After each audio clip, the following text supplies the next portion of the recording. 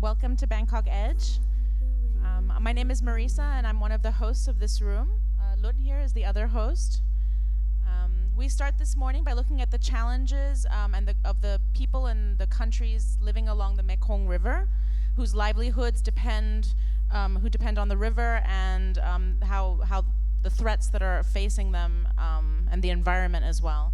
I'm going to pass you over to our moderator, Jonathan Head, who's the Southeast Asian correspondent for BBC, and he'll introduce you to our distinguished panelist of experts. Thank you very much, Marisa, and thank you all for coming along for this, one of the first of the discussions here at the Edge Festival. It's actually my first time to moderate, though I've long wanted to get involved. So I'm very pleased to be here to talk about an issue that is so much on the minds of people who are concerned about the state of the natural environment in this region. As we're sitting here, just 500 meters, not even that, from the Chao Phraya River, I often think, living in Bangkok, that we do live in a city which, in much of it, you'd hardly even know there was a river here. My own hometown is London, which is a city where the river is very visible in much of it. Rivers have been the central part of the lives of so many parts of human habitation, going back to the dawn of history, and there are few rivers that touch the lives of so many as the Mekong, and that have such diverse environments. So the fate of the Mekong is something that should be of deep concern to everybody living in this region, and it's what we want to talk about today. Not just what ails the Mekong, what the challenges are and how it's developed, but also we hope to look a little bit at the positive side, what has changed in people's perceptions of how you treat rivers in a region which has been completely focused for most of its recent history on raw economic development, and how other voices are now being heard apart from those of the government officials who are mostly obsessed with things like GDP and manufacturing output. So our panelists today have all come from a rich experience of involvement in the Mekong, but very different ones as well. Immediately on my left, we have Carl Middleton, who's an academic in the political science department at Chulalongkorn University. He tells me he's actually an engineer by background, and ended up in this region, and was telling me a little bit earlier that even as a scientist and engineer, he started to realize how much politics and environmental issues have to be addressed first in dealing with things like a river before you start thinking about the engineering challenges involved in human development. Next to Carl, we have Pianporn Deetes, who's been involved in the International Rivers Campaign since 2010, but actually involved in the river, the Mekong River, a lot longer than that. Her activism goes right back to 2002, and she's a native of Chiang Rai, and anyone up in that part of Thailand, of course, feels the presence and the importance of the Mekong River as very much part of their lives. And then to Kunpai's left, we have Sean Chadwell. Sean is an academic by background. Are you originally from Texas, Sean? West Virginia, okay, because you lived in Texas, haven't you? So Sean was actually involved in a university project in China, but eventually his travels took him to Laos and to Luang, Prabang, and has, I think you went because your wife had a job there, didn't she? But has become involved now in running the Luang Prabang Film Festival, and the film that they've just produced, which is being shown very shortly, is the first showing here? Tomorrow evening here, and then actually the Foreign Correspondents Club on Monday. It's called 2030 Mekong, and it's a selection of 5 films made by 5 quite unique individuals from the 5 lower Mekong countries. The Mekong runs through 6 countries. The biggest one and the most influential, and which will feature in our discussion, is of course China, and then there are the 5 lower Mekong countries, that's Myanmar, Laos, Cambodia, Vietnam and Thailand. And Sean's just produced this remarkable film, these 5 films together by these 5 individuals with really quite unusual perspectives on the river. I'm going to start with a question. I've talked to my panelists about this, that one of the things that we see in headlines about the river, because of the enormous amount, particularly of dam construction along it. I don't know if many of you saw in recent weeks quite surprising pictures of the Mekong, which is normally a muddy brown, running blue because of a lack of sediment in it. the environmental challenges to the Mekong have been so enormous because of the development of the last 20 years. Sometimes you see headlines saying the Mekong is dying, or it's finished. These are the last days of the Mekong. It's all very doom and gloom. And so I'm going to start for my panelists and start with you, Kunpai, with that question. Is the Mekong dying?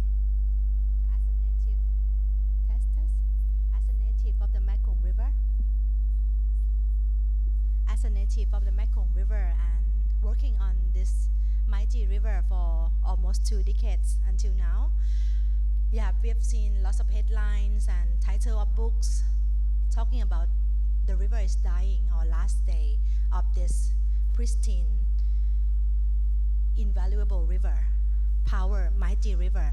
But I would say, from my perspective, I would say that even though 11 dams over there in Yunnan province, the cascade being built in the upper reaches, in downstream, large dam is built there in Sayaburi, northern Laos, and more will be built.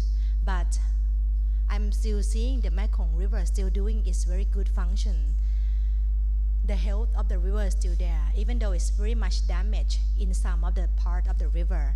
But the rapids, sand dune, sub-ecosystem, the Great Lakes, still there. So the physical function of the river is still breathing, but it needs immediate treatment. It needs to stop all the wound or all the damage that's happening on this mighty river. And with the growing public attention, global actually attention to the Mekong rivers, the state of the health of the Mekong River, I'm pretty hopeful that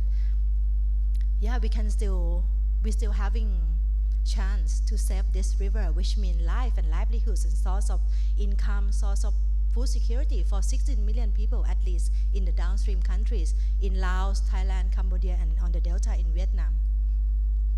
We've got very authoritarian governments among those members of the 6 Mekong countries. You've been campaigning a long time at International Rivers. I think the campaign goes back to 1985, and the Mekong's a big part of that.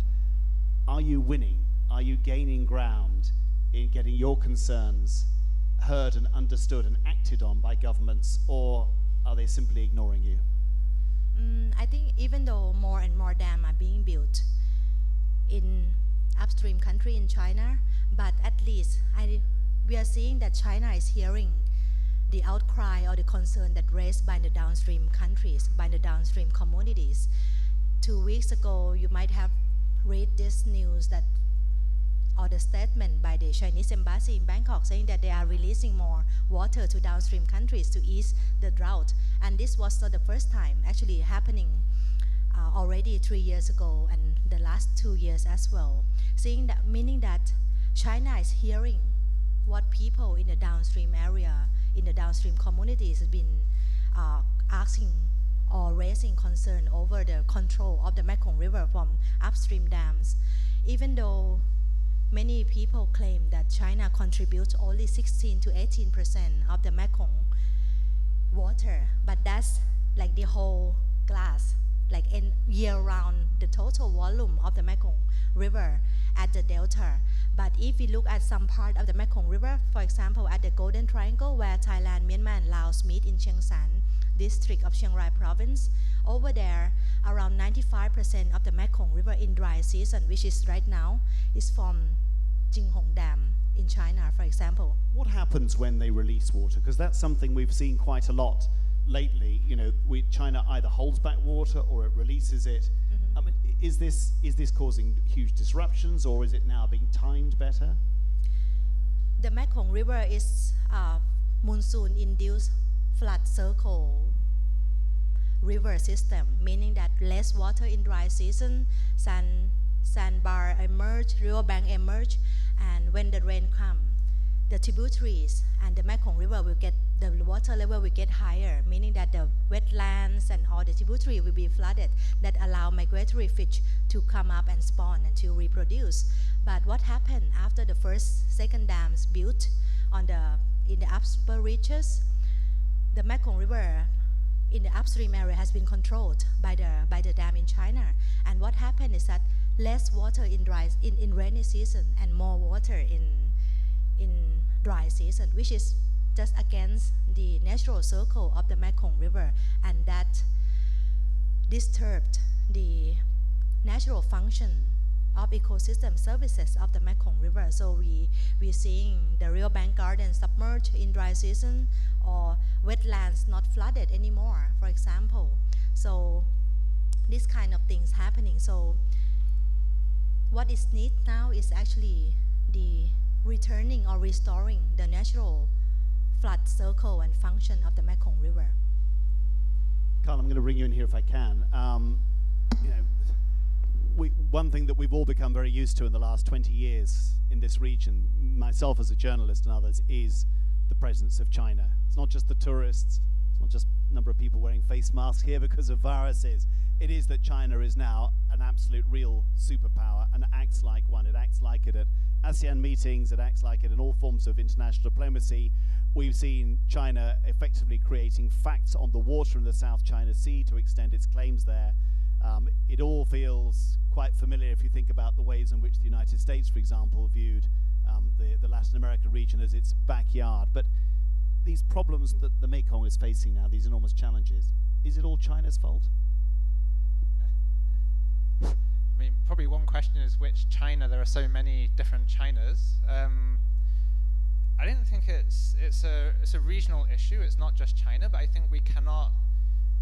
We must recognize first that we cannot ignore China. Like, China is one of the most powerful countries in the region, but also Thailand is a significant player in itself.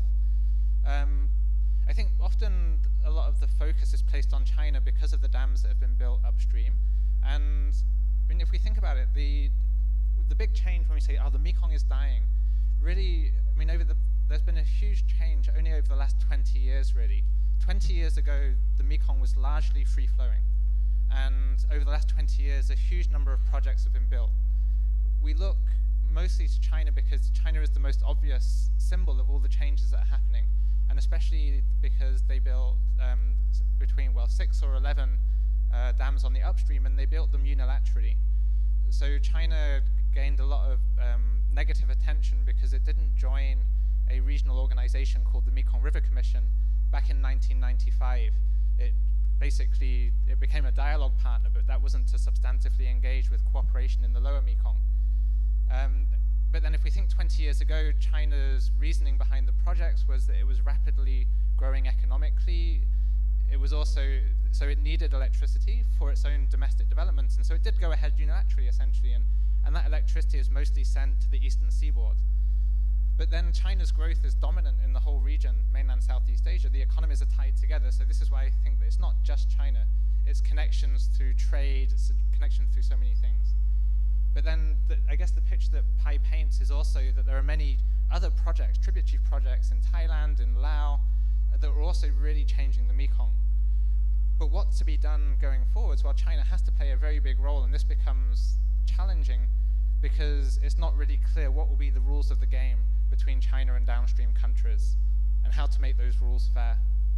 Are the countries of this region, the lower Mekong region, are they basically just rolling over and letting China set all the terms? I don't think so. I mean, on the one hand, it's an inevitable fact that China is present in the region, so there has to be some form of relationship with China. And I think the nature of diplomacy in mainland Southeast Asia is to try and at least have the facade of good relations. But I think behind the scenes, not everybody is comfortable with China's dominant role. And some countries maybe hedge, so maintain relationships with other powerful countries like the US, like Japan, Korea, India, and so on. And maybe even within mainland Southeast Asia, countries also try and maintain relationships with Thailand as a sort of regional power. But so I don't think the countries are rolling over, but at the same time, there's a lot more, I mean, the economic clout and the political power of China at this moment.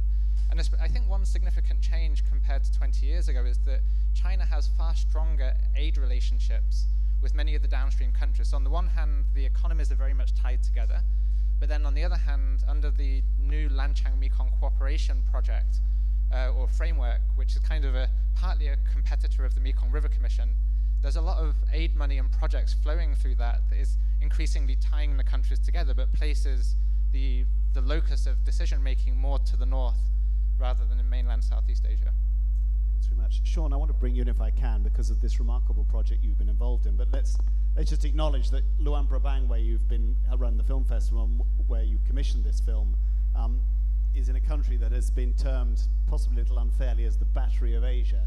Laos, the poorest country in the region, this region has basically, appears to have hinged its economic progress almost entirely on providing hydroelectric power and damming all its rivers, mostly for its neighbors.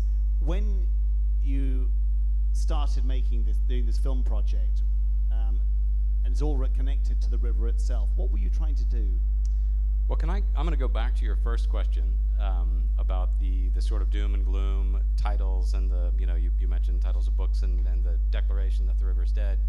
I have to say, from a purely sort of organizationally selfish perspective, we just produced a movie called Mekong 2030 that anticipates the river 10 years into the future. If it's gone, we're going to look really stupid, right? So I have to hope that the river's still going to be there in 2030, else this is going to look terrible for us. And that's, it's the reason we did that was that we believed from the start that telling stories about the river, you mentioned the authoritarian governments around the region, you mentioned there's a lot of science, there's a lot of hydrology, there are a tremendous amount of facts. We're aware of the threats to the river, but what are the ways we can engage audiences around the region and around the world to understand those threats and to think about solutions to them? And so, along with our funders, among which is the Mekong River Commission and Oxfam and others, we took this approach to engage 5 filmmakers, one from each of the lower Mekong countries. One is here with us in the room today, Kulakasota. And we asked them to develop narratives set in the year 2030 on the Mekong River that would get people thinking about those issues. And, for example, in Laos, the screenplay has to be approved before the film can be produced at all. We had to have it approved for the exhibition we did in December. So it was censored. It was, subject censored. Well, in fact, our general approach, even in programming the film festival, is never to censor anything. If they say we can't show it, we won't. But we won't change anything.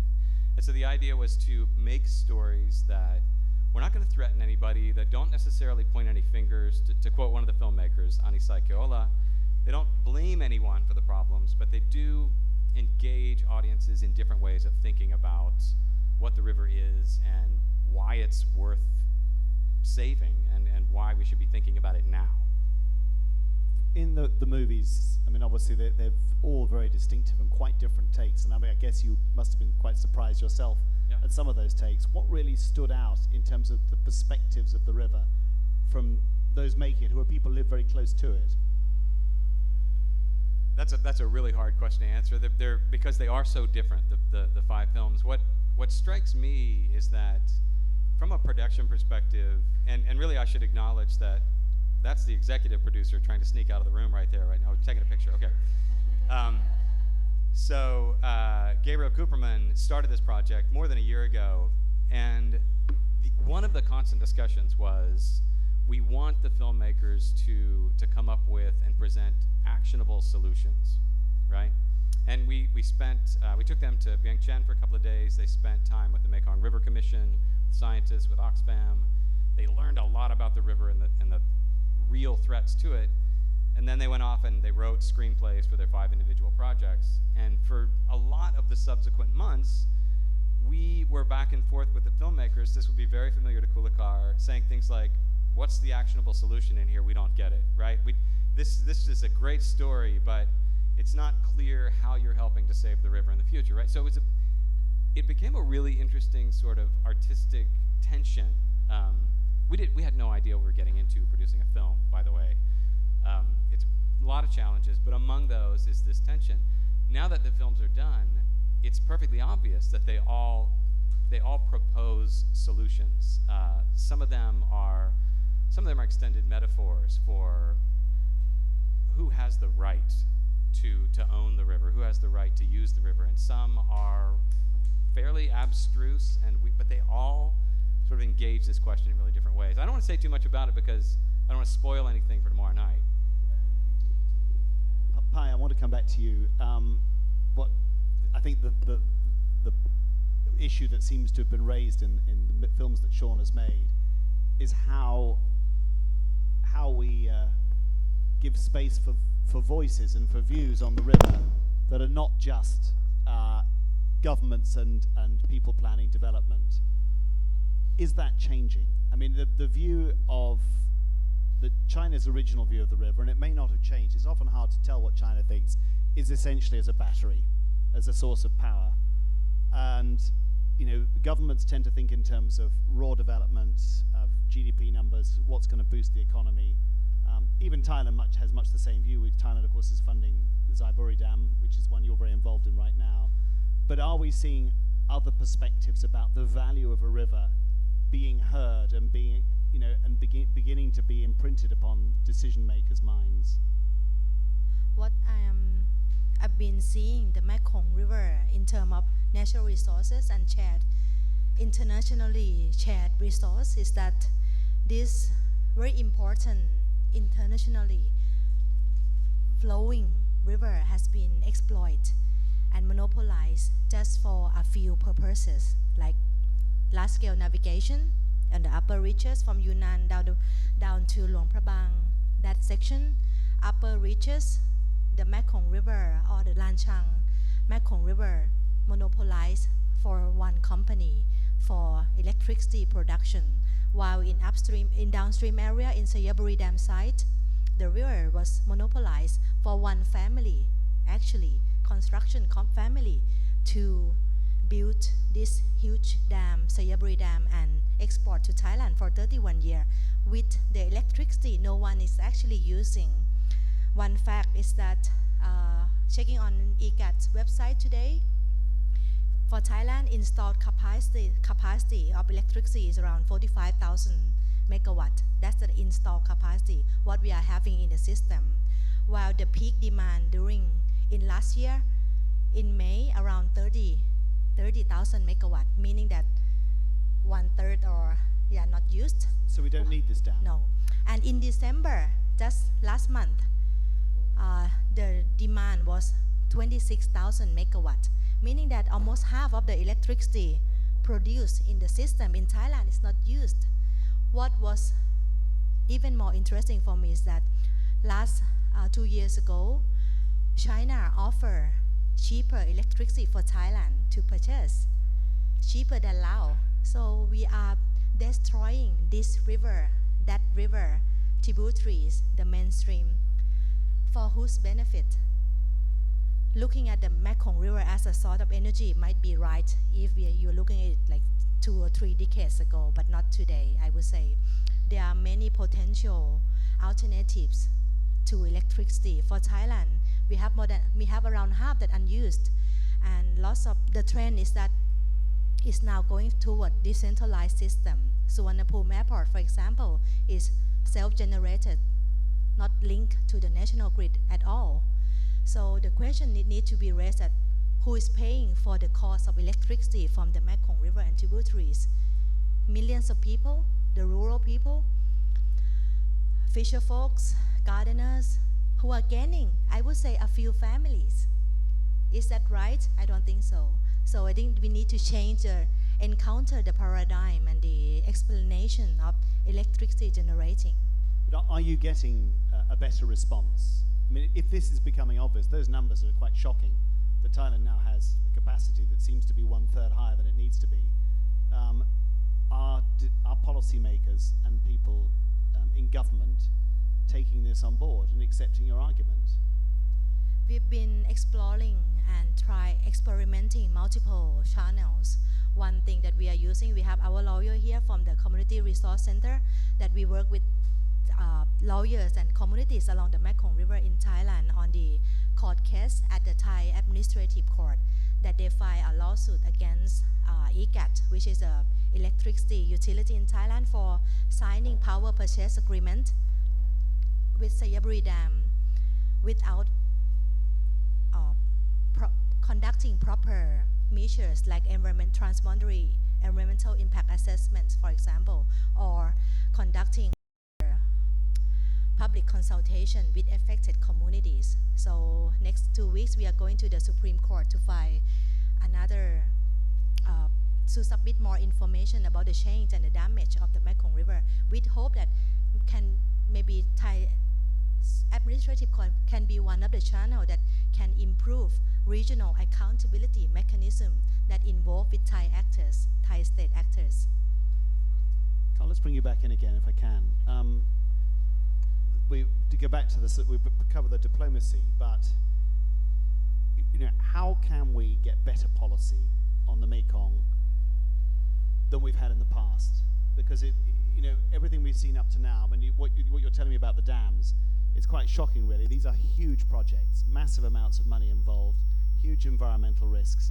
I've looked at the messaging that the Chinese embassy here puts out, and it's interesting because you very rarely get the Chinese embassy engaging with the media at all. But on the issue of the Mekong and on dams, they are actually quite proactive, and they're very defensive, and they absolutely insist. They say that the environment is at the very heart of everything they do, and yet the number of dams we've seen and the apparent lack of a proper assessment of their damage up to now, it's been a remarkable. It's all just in 20 years this has happened. It's an incredibly short time that we've got dozens and dozens of dams on the Mekong. Suggests that policy has been very narrowly driven. How do we change that without, you can't confront China. China, as you say, is the de facto dominant power. You've got governments in this region where the space for NGOs has in anything become much smaller. The democratic space in this region is definitely smaller than it was 10, 20 years ago. Is there room for optimism? Maybe I'll let everybody judge on that at the end. Actually, when I think about the big changes that have happened on the Mekong, I think a lot of it has actually not been related to water management bodies making decisions. A lot of it actually centers around electricity planning. So maybe the one of the things that could be done is to actually rethink the way that electricity is related to and how it's planned. So normally, as I mentioned that, a long time ago, I studied engineering, and things like electricity, they're like to be understood as a very technical issue that only really experts should work upon. And others should not really have an opinion because it's just too technical, like you shouldn't be involved. But I think the issue around the challenges on the Mekong, like the harms that are being created to nature and people, show that that's just not true. And electricity planning is not just a technical issue, it's actually a social issue. It's an issue that encompasses many different social dimensions. But then we have another difficulty, which is, so one thing is the barrier of how to see this as not just a technical issue, but a social issue that the public should be involved in. But then I think the second thing is that so much is hidden from the public about how these things happen. So even now, as we sit under these very bright lights, we are consuming electricity, and somebody will be paying the electricity bill. What that means is that we see electricity mainly in terms of something we pay for with money. And I think that's the other kind of key issue. Like, if we were to be aware, if you follow the wires, where do they go to, and what changes are happening, what harms are being done? If we had a small coal-fired generation unit in the corner of the room here, we might decide to turn a few of the lights off because we would directly feel the impact. So I don't want to actually blame us directly or consumers, but I see the bigger systemic issue that we've become disconnected from the means by which we actually live. So a couple of suggestions then more directly. I think one is to democratize more, or to bring more people into the discussion around electricity planning, that it's about social values, not just about technical issues. And then the second would be to start rethinking our relationship with consumption, to kind of think about that consumption, not just in terms of money, but connections with other places and the changes that happen. So something that we can do and something that has to change at a systems level. But I think all of this, things that are actually happening, compared to 10 years ago, there wasn't any public participation in electricity planning in Thailand. Due to the work of some think tanks and civil society movements and community movements, that changed about 10 years ago. So there is a form of public participation nowadays that could be levered more. So yeah, those are some possible solutions. Pai, I just want to come back to you. Looking at the Thai context, even though you've been working in this activism now for a very long time, have you noticed significant changes in the concerns of Thai people about things like the river, about environmental damage? And we've all seen how worked up people are about air quality because it affects them directly. We've all seen people getting quite responsive on the issue of plastic bags being sold in the supermarkets because they can respond to dreadful pictures of animals that have been affected. It's a bit different with a river and with other more abstract concerns. Is Thai society now, in your view, far more responsive to your concerns than it was, let's say, a decade ago? On river as a whole, or on the Mekong River in particular, I don't really think that the majority of Thai people or the Thai public have a strong opinion towards the destruction of the water resources or river-related resources at this stage yet. But for those living along the Mekong River in 8 provinces, particularly those living in 7 northeastern provinces, which are downstream of the Sayaburi Dam, during the past 6 months, I would say that they feel a lot on the Mekong River, less sediment, the color turning blue, the shortage of water supply because each of the city and municipalities get water directly from the Mekong River for the consumption in the city or town or provinces. So I think in the future, when people turn on their tap water and don't see water coming out, it will be the same as we are wearing masks because of the PM 2.5 haze. At the end, I think maybe in the near future, people will see that you can have money, but you cannot buy clean air or clean water or access to clean water. They are not just emerged from a dam or from a reservoir. Actually, it needs very pristine and clean headwaters. We have the Mekong River from snow melt from the icy mountains filled in along with the monsoon, along with the tributaries, while major rivers in Thailand and major reservoirs in Thailand are now drying up.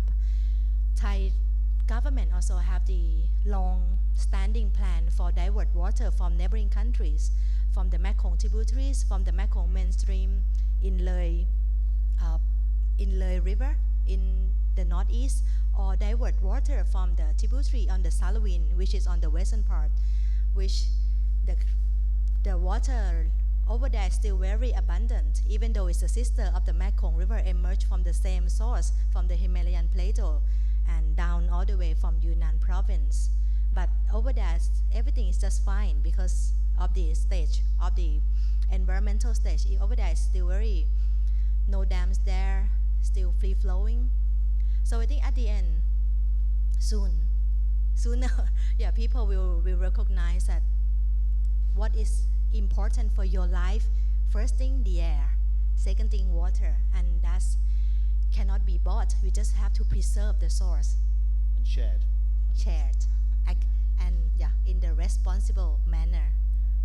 What about in Laos, Sean? I mean, it's a very different country, and surely for most people, their real concern is simply, subsistence, and getting on with their lives. It must be pretty hard to imprint notions of conservation in a country like that. And it's critical because in the end, Lao people don't have a lot of say in what their government does, and their government has a lot of other priorities apart from the concern about a river. That's right. Among those, you mentioned earlier this metaphor of the battery of Southeast Asia, which, based on what these two have just said,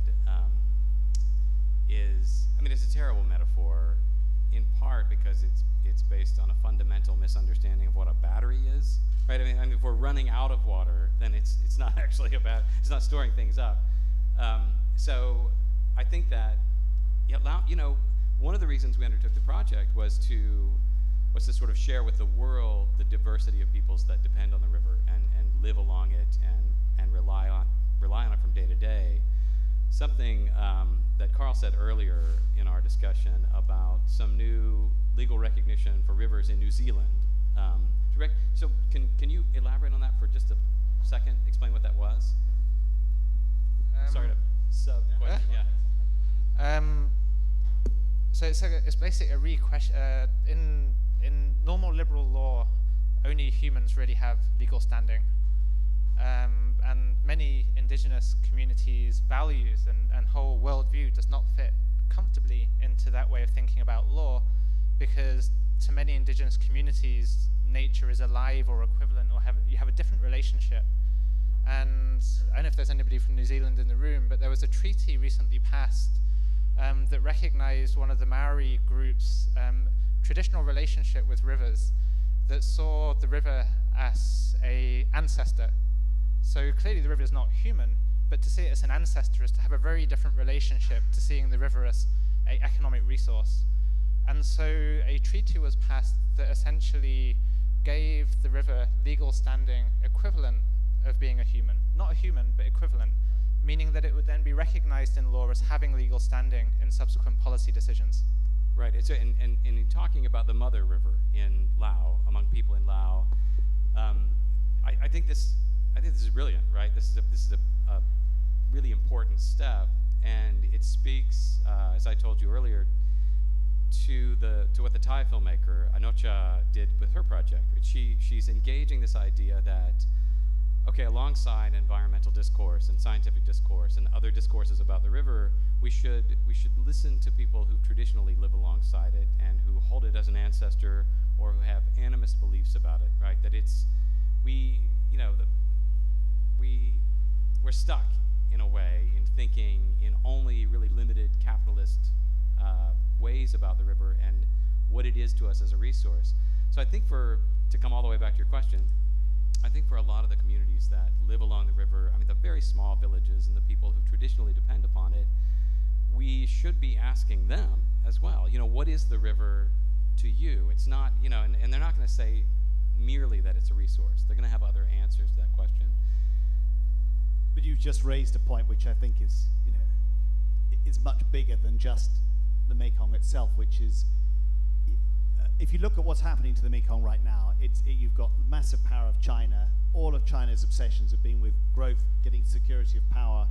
All of the countries in the lower Mekong region more or less follow that. I mean, in the end, the Chinese model of development is now becoming the symbol for all these countries. Fast economic growth, it's top down.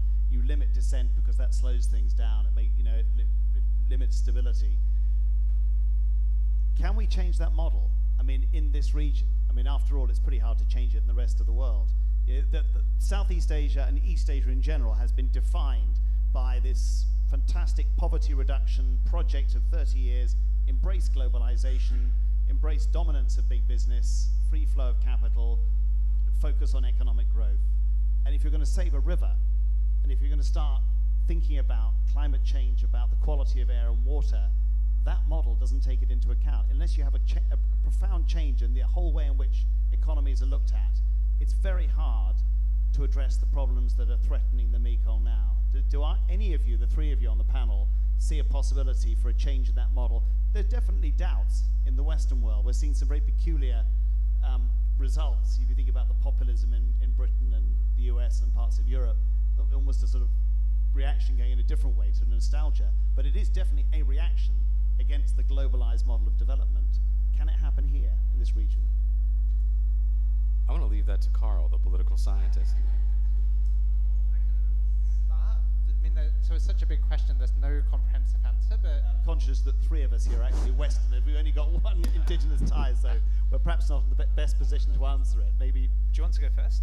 I think you should, Pai, yeah. One of the most practical example for me would be the local movement in Chiang Rai, that they have been fighting to protect the Mekong River on their raised concern about the downstream impacts of the Yunnan Cascade in the upper reaches, the downstream impacts on the riverine communities, and the most prominent one is on the battle to protect the Mekong Rapids on this 97 kilometers between Thailand and Laos, starting from the Golden Triangle, this small portion of the river has been, I've seen it as a real battlefield for those who want to protect the Mekong River and want to challenge the development discourse of the Mekong River. This is the part that China wants to dredge and dynamite. Yes. For larger vessels. Thank you. Yeah, so they've still been successful so far. So even though the Thai cabinet had a resolution in December 2016 to revive the project when it was held before, so the Thai military government revived the project and allowed the Chinese engineer team to come and make the survey and design study, but they challenge with their rights as a population for a proper consultation and environmental impact assessment. So that's how they still hold the project on shelf. One of the things that I get inspired by in Chiang Rai is the kind of different institutions. So I think also related to this same group, there's also the Ing People's Council. And I think you could probably speak more to this than me, but what I find very interesting is it relates to the discussion that we were just having, that, there's a technical way of managing river basins, which is basically you have master planning, you think about what economic growth you want, but it's mainly rationalized around how do we extract or exploit the most resources. Maybe we give a little bit of an environmental flow to the river, but the logic is basically economic growth. This community/civil society-led initiative on a tributary of the Mekong called the Ing People's Council tries to bring in more cultural values and diverse knowledge into the way that communities can network from the upstream of the river to the downstream and collaborate. So I think there's lots of, although it sometimes might seem that there's this dominant economic model across the region, there's lots of alternatives that can give inspiration. In fact, I don't think there's one silver bullet. I think the way that I would see transition or transformation happening would be from seeing the lots of little interesting things that are going on. If I could take maybe I teach development studies, so we often want to discuss this topic of what's possible from where we are now. 3 big things to put onto the table. I think one is nature coming back into politics. So whether we're talking about climate change and the way that climate change is starting to be so let me just compare to 50 years ago. The Earth is now very present in the way that we think about economic development, growth, risk, disaster. So I think one reality is that we have to talk more about the limits to growth and the way that we have to have a different relationship with nature. I think the second thing is, I don't really want to use this word, but I'll use it, responsible capitalism. So in other words, I think that there's kind of a lot more discussion about the way that businesses should not be allowed to do whatever they want, and the expectation that there will be a better social contract. And I want to emphasize here that this does not fall from the sky. It's not just some new idea, but actually it takes the work of activists, civil society, academics, and the public to really redefine the expectation between business practice and them. So I think this is a huge potential topic, and with due skepticism sometimes. And then I think the third is about well-being. The prevalence of economic growth as being the reason for existence, I think especially amongst maybe more middle-class discussions, is being increasingly questioned. And if you think about it, what makes you happy? Actually, material well-being at a very basic level makes you happy. Like, you don't want to be hungry, you want to have shelter, you need to have clothes and so on. You need to meet your basic needs. Economic growth is important for that. But beyond it, you want to work 7 days per week if you could. What also makes humans happy is time with family, times with friends, time to be lazy, times to be creative, to be recognized in public discussions, to be heard. All of those things are not about economic growth. All of those things are politics or about having space to be human. So I think all of these are maybe optimism to change and possibly nascent. Well, look, we've got about 15 minutes for questions. If any of you have got any burning questions, we will fire one of these microphones your way. We felt we should try and bring you in if possible. Don't be shy.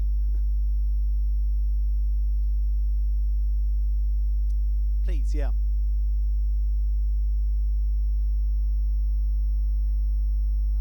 Didn't like to take the moderator's microphone. I'm Gwen Robinson from Nikkei Asian Review, and also have a panel here. But I was interested, like a lot of people commenting on the Mekong, that obviously a lot of the criticism is about China and, you know, unscrupulous and untrammeled dam building. But, you know, this was started by Japan and other countries in the 70s, a lot of, particularly on timber and other resources.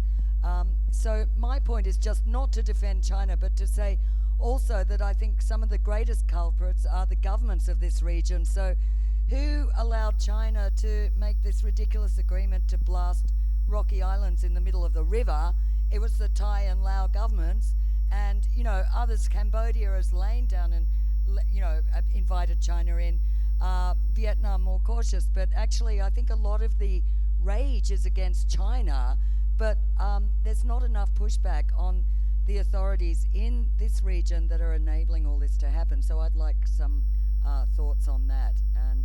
And by the way, I was very encouraged last year to see that agreement for China to blast the islets in the river was actually, it seems, defeated by local activism, not governments, but pressure from locals. So why couldn't there be more of that? Anyway. Good point, that whenever there's a problem, people are encouraged to blame other countries rather than looking to themselves. Are the governments in this region, is it really their failure?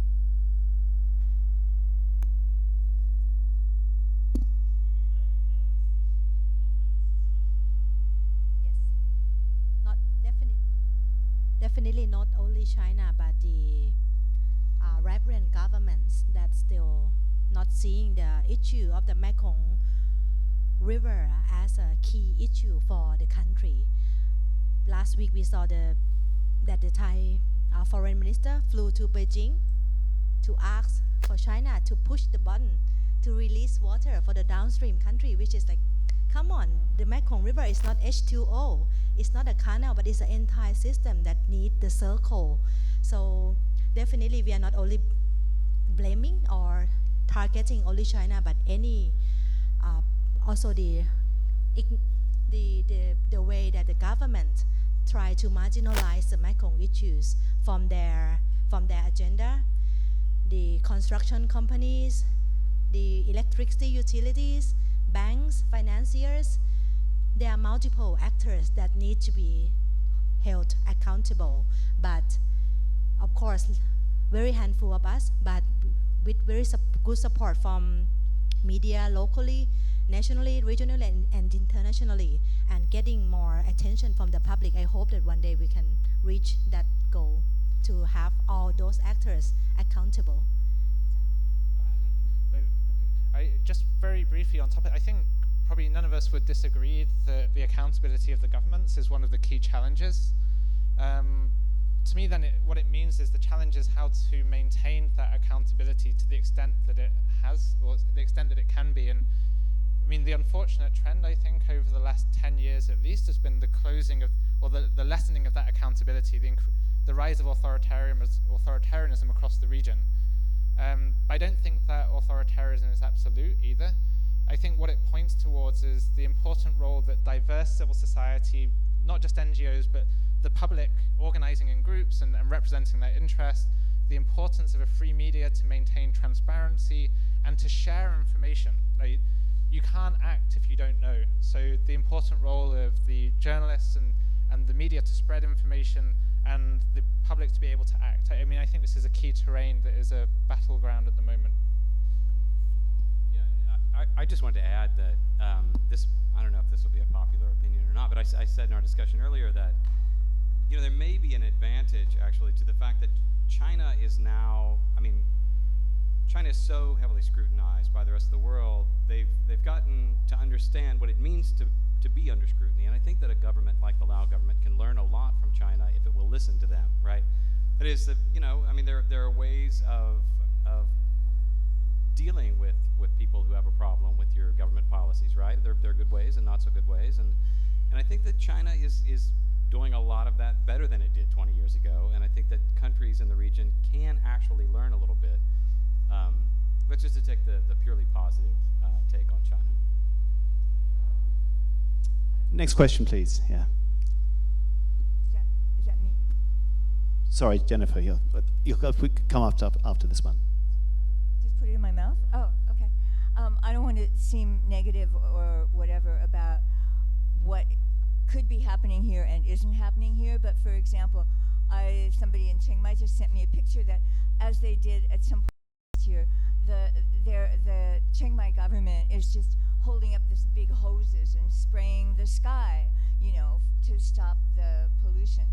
And not only is that a supreme waste of water, which apparently there isn't very much of, but it's just also, it's a bullshit, pardon me, idea. And people up in Chiang Mai are having seminars and telling the government and try this and try that, and here's something we could do.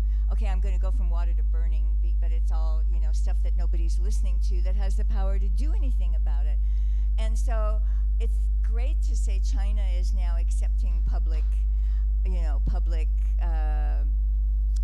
journalistic, whatever, it's looking more how it can protect its image and look like it's doing better. But Thailand just doesn't seem to worry about that. And you read today that they had a plan to curtail free visa on arrivals for the Chinese, just as a way of, keeping this at bay for a while till we see what it is. And now the government has decided, no. We feel so badly for the poor Chinese. We don't want to hurt their feelings. Okay, this is not water, I'm sorry, but it's just a trend. It's just the way it goes. So it's really well and good to say, well, let's get them to listen. And they're slamming down on journalists. I mean, so how do you do that? I mean, it's absolutely what has to be done. But what is a realistic way of doing that in this current situation? Yeah, I think that one of the things that you could say is a positive, Jennifer, is that you do see governments, even authoritarian governments, feeling the need to respond to public concern, but some of the ways they do it are sort of, Thailand, we all see what happens in Thailand. We've seen drones flying around the city spraying for air quality. Things that patently don't work, but they recognize that public pressure matters. I suppose, and it might come back to you, Pai, is a public figure, a minister, a prime minister, feels the need to do something, and they might do something a bit silly that just happens to get the headlines. But below that level, are you able to have constructive engagement with officials to help them understand better what's genuinely effective, rather than what just looks good for a day on a newspaper headline? It's difficult for politicians; they're always in the public eye, but for leading politicians, but at a lower level. I think of one example for me, which was when I covered the destruction of a community called Pom Mahakan here in central Bangkok, and I went to the BMA, to the Bangkok government, to ask why this was. And in interviewing the official concerned, he clearly understood that it was absolutely pointless destroying it.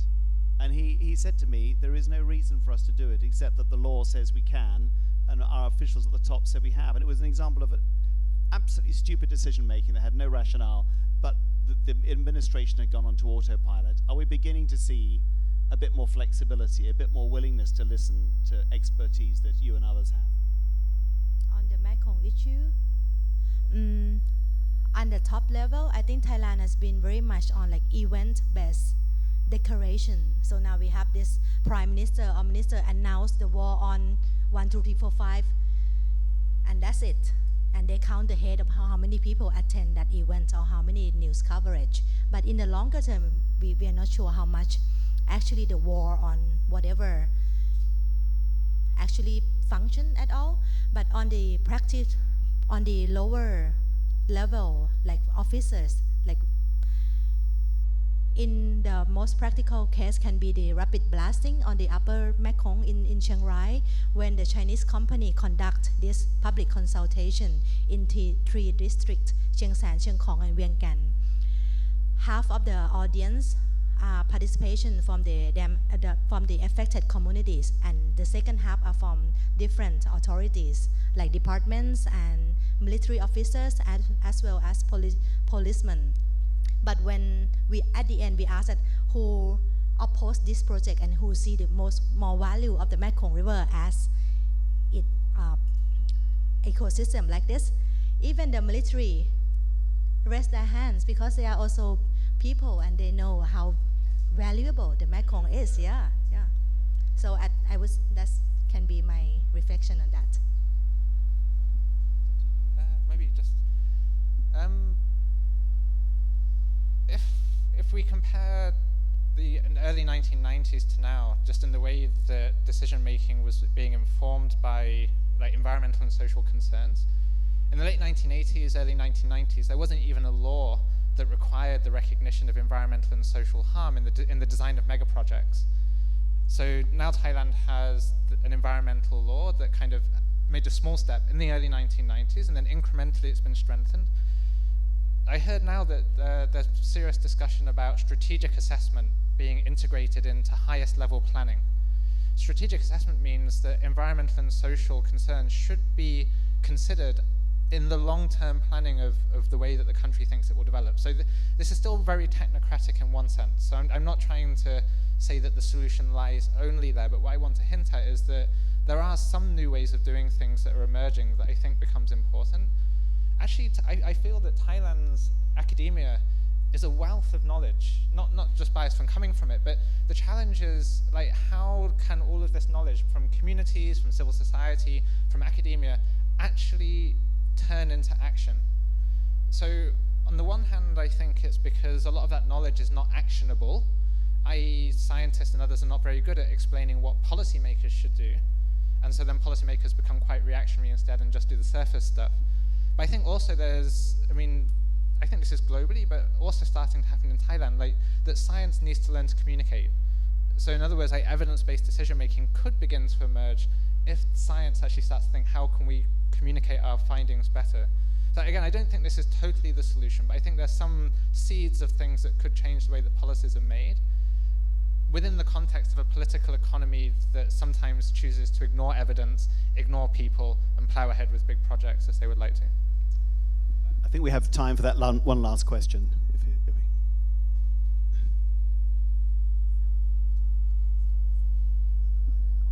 Thank you. You're on.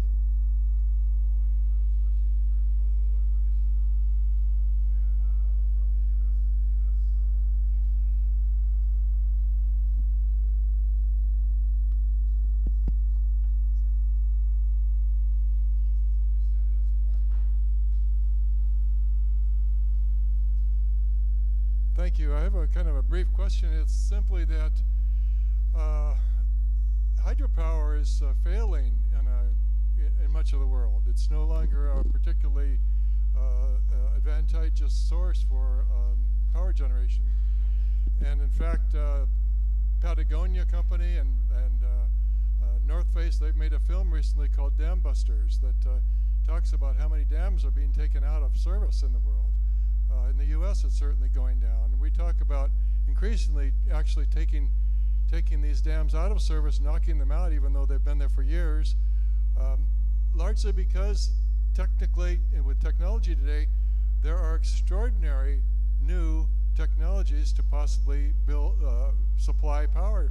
And of course, I'm shocked to hear that with the Mekong development, there's a huge amount of power that's not even going to be used. It's really a great shock. I wonder how you're relating to the idea of alternative energy sources. Yeah, I suppose the question is, if China needs power, and it also, being the world's biggest carbon emitter, needs to generate power without carbon emissions. I suppose it figured that hydropower was the right way to do that. Perhaps I can ask, I don't know, particularly Pian and Carl, is it basically dead technology? There's a lot that we could answer to this. So in the US is a really interesting example. It's commonly said that more dams are being decommissioned than being built. In China, actually, China does not need new electricity. The economy is changing, and actually China has a surplus of electricity similar to Thailand. And so the whole reasoning, I think, of why these projects are being built is basically business. As was argued earlier in the case of Thailand, Thailand doesn't need new electricity, but the companies want to build new projects. Similarly, in China, nowadays there's not many places to build new hydropower dams, so companies are looking for investments overseas. So it's mainly a business push to build new projects to make profit. It's not necessarily the most rational or even the cheapest way nowadays to generate electricity. But the thing is, it's business as usual. Like, business as usual is large projects that feed into big power grids. So I think that the challenge is, one thing that we see is that the industry is trying to reinvent itself. in the 1990s, it had really poor, media coverage. It had really bad reputation. Like, dams were not really bringing development. And so there was a big study called the World Commission on Dams, and it basically concluded that some projects sometimes bring some development, but overall they're more destructive than beneficial. So then the projects actually the industry tried to reinvent itself with an idea of sustainable hydropower, saying, we can do dams better, we can make these development projects, not just infrastructure projects. And so the well-known case is Nam Turn 2 in Laos, but it was better than some of the previous projects, but I don't think you could claim it's sustainable development. So what I want to say there is that the reason is not normally just generating electricity, it's the perpetuation of a business as usual model. So the challenge is, how do you transition away from that business as usual model? And I think there's maybe at least two dynamics. We have time out. So just one dynamic is pressure from the outside. Public pressure, climate change pressure, pressure on financiers. And the other thing is to create space for new things to come in.